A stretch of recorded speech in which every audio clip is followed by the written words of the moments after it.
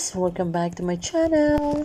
So, heto na nga guys, ang latest update sa ating Showbiz Chika channel, ating tunghayan.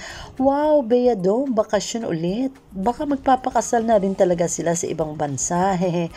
Aba, isang araw, i-announce na lang nila yan. Hintayin lang natin. Kasi hindi imposible, diba? Isabay na nila sa bakasyon ang pagpapakasal.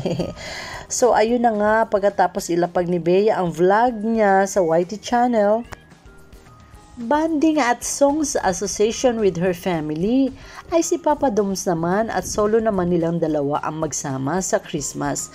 At talaga namang nakakatuwa ang Bea Dom. Inuna muna nila ang kanilang pamilya. Ang galing, diba?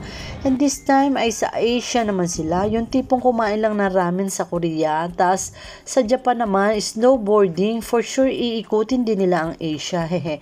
Parang sa Europe, diba? Ang sweet naman ng maghana ito. Ingat kayo, Bea Dom. At thank you sa paayuda. Ingat, enjoy your vacation. At iintayin namin ang vlog nyo. Excited na kami para mapanood ng gusto. Weather, go! Weather. Walang mag-ano. Under the sun. Under the sea yun eh. Isa, dalawa, tatlo. Asong tumatakbo. Nakablang ko pala to. Okay.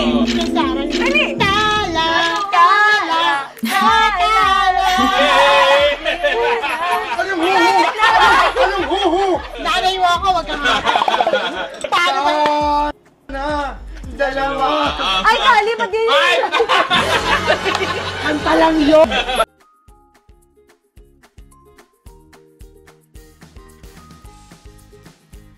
Subscribe my channel and turn on the notification bell.